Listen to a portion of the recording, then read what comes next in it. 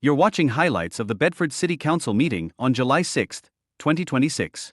Follow your local governments at cgov.org. Council turned to a time-sensitive ordinance tied to federal community development funding for the city. Watch how they handled the emergency request and moved it through the approval process. Is an ordinance authorizing the city manager to apply for fiscal year 2027 Community Development Block Grant and a Community Development Supplemental Grant funds through the Cuyahoga County Department of Development and declaring an emergency. A motion for suspension by Longino, second by Mr. Berry, sorry. Call the roll, please. Spiker? Yes. Smith? Yes. Barry? Yes. Longino? Yes. Cochi? Yes. Spinks? Yes. Salvi? Yes. Motion for third and final by Spiker, second by Spinks. Council heard how 2 county grants could reshape parking near the Commons in the next few years. Hear how Mike explained the plan and why it might leave the area with more parking than before. This is 2 county grants that require council legislation authorizing us to approve or to apply for. The Community Development Block Grant is a $150,000 grant that the city can apply for, and the supplemental grant is a $50,000 grant that we can apply for. The grants are not due until later this summer, but we are exploring projects, one of those projects being to utilize, if successful, the funds to expand that expand the parking lot at 34 South Park property that the city recently acquired. This wouldn't be until 2027, although we will work to take that home down in 2026. And just to add, I know Councilman Salvi mentioned it, when this property is ultimately turned into the parking lot based on the engineer layout, at the end of the day, we will have more parking in that area than we did before we did the Commons expansion. Council turned to an emergency ordinance offering a job creation and retention grant to a local pharmaceutical company. See how quickly they moved this incentive through the process and what that says about their approach to business support. Ordinance number 42-26. Is an ordinance adopting a job creation and retention program grant by the City of Bedford to Hikma Pharmaceuticals USA LLC and declaring an emergency. A motion for suspension by Spinks, second by Spiker. Call the roll, please. Spiker? Yes. Smith? Yes. Barry? Yes. Longino? Yes. Cochi? Yes. Spinks? Yes. Salvi? Yes. Before council voted on the grant, Mike laid out exactly what the city put on the table to convince Hickman Pharmaceuticals to grow in Bedford. The numbers and the safeguards might change how you think about local business incentives. This is one of the primary incentives that the city had proposed to Hikma Pharmaceuticals as we work to get them to expand in Bedford, as was previously mentioned. This incentive is a 15-year incentive. It is a 40% rebate on their income tax, and with a cap of $300,000 a year. Basically what that is they estimate their payroll once they conclude all of their hiring, which will be north of 300 employees. Their estimated payroll will be around $25 million. Their annual payroll gets reviewed. Our finance director has a very detailed schedule that, depending on what their payroll is for the previous year, they'll get X rebate. And again, that is capped at $300,000 annually. Even with that rebate, when the company meets those expected payroll numbers, the city would still be collecting north of or around $500,000 in income tax. I will point out too that there are clawback securities in there for the city, to where if at any point during the 15 years the company would relocate, close, whatever, the city has the ability to recoup those incentive dollars 100% on what they've issued. And we have only had to do that once before. Council shifted from grants to infrastructure, taking up an emergency contract for major work on Green Croft Road. Stick around to see how they handled a water main and resurfacing project that couldn't wait. Ordinance number 43-26. Which is to enter a contract with Katz Construction for the Greencroft Road water main replacement and resurfacing project and declaring an emergency. Before council signed off on the Greencroft Road project, Mike walked through what the city found under the street and what that meant for the scope of the work. Hear how those discoveries shaped the plan and the timeline residents could expect. The city recently advertised for public bids and held a bid opening for the Greencroft project. Katz Construction was our recommendation and lowest bidder for that job.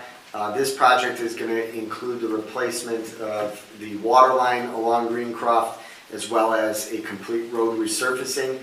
We also utilized our mainline camera to televise the sewer system.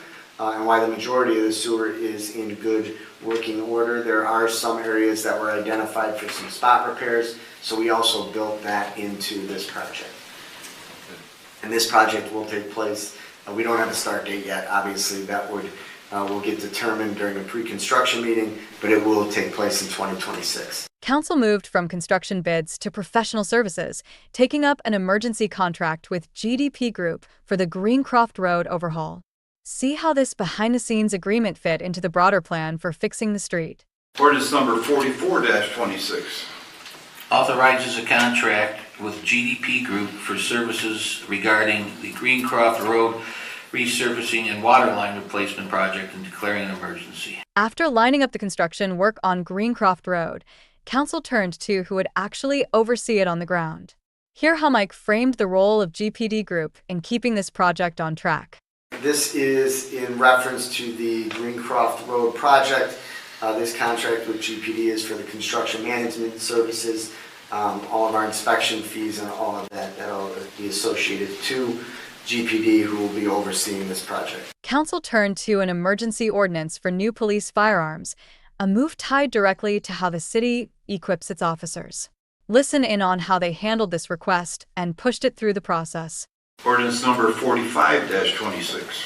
Which is to authorize a contract with Atwill's Police and Fire Equipment Company for the purchase of Glock firearms for the police department and declaring an emergency. Motion for suspension by Spiker, second by Spinks. Before council voted on new police firearms, Mike explained why it was time for an upgrade and how the city worked the numbers. Let's hear how this purchase was framed. This ordinance is in reference to the purchase of the upgrade of our police department and their firearms. Last time we replaced these was approximately 5 years ago. We are receiving a credit of just over $9,000 as we return the existing ones. Council turned to an emergency budget measure that adjusted how Bedford's money would be spent in 2026. Take a listen to how this appropriations change was put on the table. Ordinance number 46-26. Which would amend ordinance number 80-25, making additional appropriations for current expenditures of the city of Bedford during the year 2026 and declaring an emergency. After council put an emergency budget change on the table, a speaker broke down what this second appropriation of the year actually covered and how it tied into several projects council had just backed. Let's listen in on how they connected the dollars to the work ahead. This is the second appropriation ordinance of the year. This is to budget for, add budget monies for various projects that have already been approved by council since the last ordinance, for some grant receipts that we need to spend, and for these projects that we just approved tonight, the Greencroft roadway and water line project, and as well as one of these budget appropriations is contingent on a item that's after this ordinance tonight, for the Headworks additional engineering, and that covers the gist of everything. Call the roll, please. Spiker? Yes. Smith? Yes. Sherry? Yes. Longino? Yes. Cochi? Yes. Spinks? Yes. Salvi? Later in the meeting, Mike returned to the Commons project with an unexpected twist.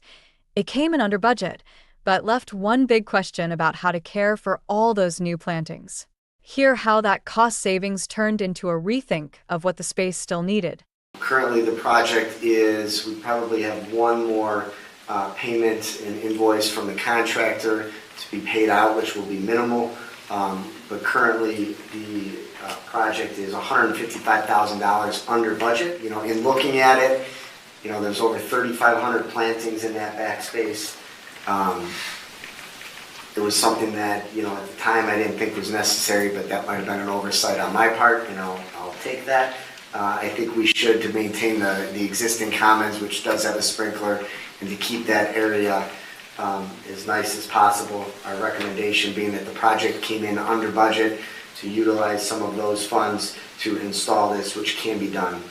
We've had actually 3 different contractors out, and our recommendation is to go with the lowest of the 3. The Commons project sparked an unexpected shout-out to a resident quietly caring for Bedford's flowers, and a behind-the-scenes look at what happens if all those new trees don't survive. Stick around to hear how Mike connected one neighbor's efforts to the city's deal with its contractor. He rode his bike up here, and he was walking out front about 20 minutes ago, checking all the flowers here. His name's Billy, and I don't want to spraying him. I don't want to embarrass him. He doesn't like that. The accolades, but correct, Mayor. He does that on his own time. You'll find him downtown. You'll find him on the square on his own time, doing that. There's a couple minor items that need to be finished in the punch list, but from the date where we accept that project, all of those plantings naturally, right, have to be alive for 12 months. So next April, if 2 of the trees die, the contractor has to replace that. So, you know, when everything was planted at the end of last summer, for those of you that remember, there was a major drought. And I personally didn't think, I thought a lot of those plantings wouldn't make it. And everybody's like, oh, I can't believe the city's, you should be out there watering it. Well, it wasn't our site. You know, they did it, if half of those plantings had died this spring, that contractor would have had to replace everything. After talking about irrigation for the Commons, Mike added one more reason to move ahead, tied to a resident already caring for Bedford's flowers. Let's hear how this upgrade was framed as a boost for that behind-the-scenes work. And it will help Billy, so. Council turned back to Bedford's wastewater plant with an emergency request for more design and construction help. Take a look at how quickly they moved this headworks upgrade forward, and what that urgency might mean for the project. Ordinance number 48-26. Is an ordinance authorizing the approval of additional design and construction phase services associated with the wastewater treatment headworks upgrade with GDP Group and declaring an emergency. Motion for suspension by Salvi, second by Spiker. Call the roll, please. Spiker? Yes. Smith? Yes. Barry? Yes. Longino? Yes. Cochi? Yes. Spinks? Yes. Salvi? Yes. When Mike circled back to the wastewater upgrade, the conversation shifted from a single ordinance to a multi-year, multi-million-dollar undertaking. Hear how this long-haul project was laid out, and why the city planned to lean so heavily on its engineering partner. This is a project nearing $20 million, albeit the city is receiving a $4 million grant. There is a substantial amount of design work that has to take place, as well as other construction management, inspection fees. This is not like a 3-month project, 6-month project. This project will run through 2028. So this ordinance reflects those services that we will be relying on GPU. Toward the end of the meeting, Council took up an emergency request tied to a new police vehicle. Listen in as this Ford contract came up for a quick decision. Ordinance 49-26. This is an ordinance, 42, authorizing a contract with Montrose Ford to purchase one 2026 Ford F-150 responder for the police department and declaring an emergency. Motion. After Council took up a new police vehicle, Mike stepped back to explain the hailstorm that put dozens of city vehicles on the damage list and triggered a wave of insurance claims. Hear how that one spring storm reshaped Bedford's fleet, and why the insurance details mattered so much. This is all in relation to the April 15th storm, the hailstorm that the city has been working through. We had north of 50, I think actually it was north of 60 vehicles that were damaged. We repaired all of the ones that we were able to repair, and we're getting reimbursed with 100% through our insurance company. We finalized that this morning. There's a number of vehicles that were totaled.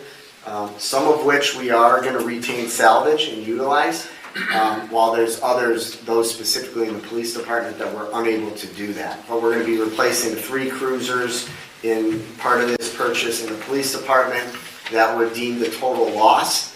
We'll receive funds from our insurance on those, and we can buy them back at a minimal amount. One of them is like, I think the insurance is given $23,000, and we can retain salvage title on that for $2,000. This was not an event for every single claim, 60 plus events. We're not paying 60 some deductibles for vehicles, or deductibles for all of the buildings and the parks and everything that was damaged. It was considered one event.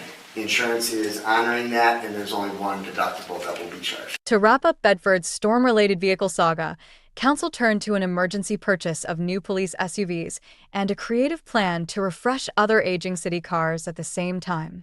Listen in to how Mike broke down the insurance money and the long-term upgrade this deal was meant to deliver.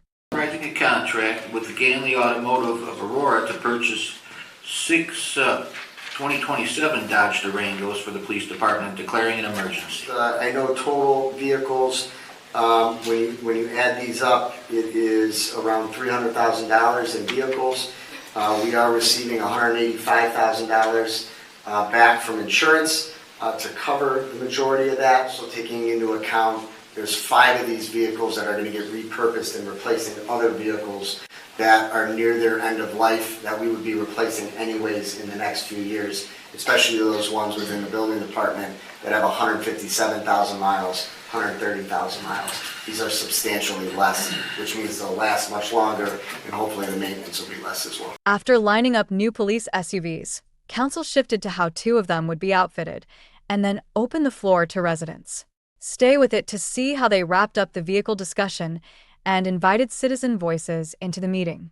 Ordinance number 51-26. Is authorizing a contract with Hall Public Safety to outfit 2 of the 2027 Dodge Durangos and declaring an emergency. Now we come to hearing of citizens. If you wish to speak, please come forward.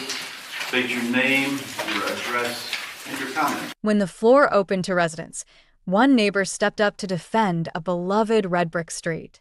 Listen in as they described what went wrong with a recent repair and urged council to make it right. Kathy Williams, 491 Lamson. Dot and I worked very hard to save the red brick on Lamson Avenue. The repair that was done, I'm speechless. It is sinking. The concrete is cracked, and they just did it. Apparently they flushed out the water main that is on the corner of Lee Court in front of 513. The area is maybe as big as this. It's already caved in. There is not concrete underneath those bricks. It is just stone. The water will get in and it'll damage the brick. We fought too hard for that street. We don't want concrete patch. We don't want asphalt patch. We want the red pavers back the way they took them out. That's how it should look being put back in. Please have them fix it and fix it right. When a resident asked how people would hear about upcoming openings on city boards and commissions, the conversation turned to a surprising problem with Bedford's notification system. Stay with this moment to hear why some alerts were going to the wrong city and what that meant for getting more residents involved. Denise Ngali, 27 Tudor Avenue. Question that was brought up this evening in work session that reminded me of something. Are there any boards or commissions positions becoming available over the next couple of months? Yes. Okay. How are they going to be publicized this time? It'll be on our website, however we notify them. Okay. Yeah. Are we on the Ready Notify? We are. There were some previous issues with that because we were getting notices. There were a number of areas in our town that were getting notices for Bedford Heights and vice versa. That's what I'm questioning. So we had communicated with the county, honestly, this might have been a month ago, and they acknowledged that they had issues with their geofencing and how that was done, and they were trying to resolve that. We have not put anything out because we don't know if that is corrected yet or not. Okay. So that is something that is on them. We've already brought that up to them. We've explained and provided certain locations where they're getting Bedford Heights communication and vice versa. So they were supposed to be working through that. I got slammed with Bedford Heights last week. I mean, Bedford Heights is putting out notifications like crazy, which was great. After talking about how to notify residents, the discussion shifted to a tougher question. What happens when extreme heat hits and the power goes out? Listen in as a resident pressed the city on cooling options, and Mike reflected on what Bedford had done in past emergencies. Was there any way to communicate with any of the residents in the city regarding the heat, especially since a portion of Bedford was without power last week and over the holiday weekend? That being said, there was no way to communicate with them. Are we offering any cooling places? We've historically have offered that, and in the 15 or 13 years that I've been in this position, each of the years we've done it, we've never had one person come to the community center for both heating requirements, and we've reached out to individuals directly or cooling. So I'm not saying that's a reason to not help, but the city has offered that. We've actually staffed our facility 24/7 with staff members to provide space. We've offered transportation to individuals if they would need to get there in the winter hazardous months. A resident pushed back on the new irrigation plan at the Commons, asking why a lower maintenance, rock-based design wasn't on the table. Hear how Mike defended the choice for more green space and admitted what the city hadn't considered. Was other options that would have been less costly dollar-wise or less costly to maintain considered? Such as, instead of the irrigation system, maybe a riverbed with boulder landscaping, which up front would have been less costly. It would have also utilized our local landscaping companies to bid onto it. An irrigation system is technically higher long-term utility costs and costly to maintain. A rock bed or a boulder landscaping is highly aesthetic in value and lower and costs to maintain. So was that possibly considered? When you had the space, the pavilion space and the splash pad, the pathways, if you look at the square footage of all that, it's a tremendous amount of concrete. So we wanted to add as much green space, be it plantings, be it grass. We actually went back 2 or 3 times and changed the design to increase some of those beds because it's a lot of concrete and it's hot. So we wanted to try to bring some of that more. So we didn't bring that as an option. We wanted as many plantings, grass in as many areas as we could. So we did not consider that. Maybe that could be on me, I'll take that. One resident used a bike ride around town to raise a simple but surprisingly tricky question about street trees. Find out who the city said was really responsible for keeping those branches in check. Terry Sergirko, 96 Tudor. I just have a question about trees on the tree lawn of all of our residents. When I ride my bicycle around town, I'm on the sidewalk more often because these people on cell phones don't. Whose responsibility is it to cut them so people can walk under the trees and ride your bicycle under there? Is it the residents or is it the city of Bedford? It's the city. We trim trees if there's a location or a street. I know our arborist goes around and we do that regularly, different sections. And we, as far as overall trimming, we have it broken up into 5 separate sections. If you give me the street in question, I can have them look at that. So if a resident wanted to trim it, are they allowed to? So we recommend not, Okay. just because we rely on our arborists to do that. They're trained in that capacity. Just for, there's some residents that hate the trees, and if we would permit it, they take it down to nothing, and then next thing you know, the tree dies, and we're not replacing trees. And some people like trees, so if if you let me know, I can put it on our list and we'll get to it as soon as possible. A resident raised a concern that many of us share. What happens to bright parking lot lights after dark in a neighborhood?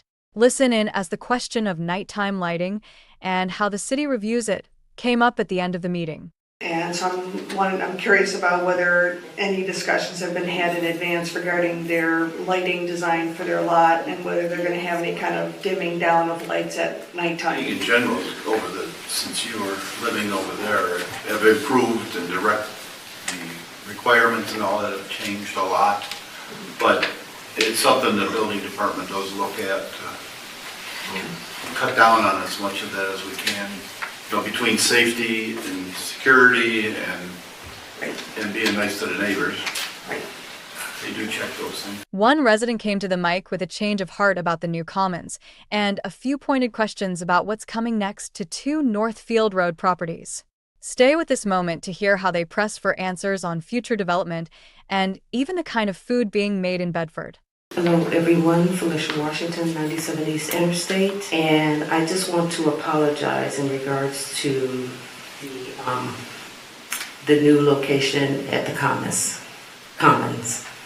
I did have a problem with it when you guys were first going to build it. I was beefing about it because I said you took the parking spaces away and all behind the train station and so on and so forth. During the Strawberry Festival, I went back there and I loved the swings, and it was beautiful, and it was nice for the family and the children. So that's one thing. Another thing on Northfield and Interstate, where they tore down the old veterinarian area. What are we doing there? Are we building a forest or something? The grass is nothing? That property has just been listed on the market. And we were working with a commercial real estate broker who is marketing that property for sale. The city's not gonna, we don't wanna own that long term.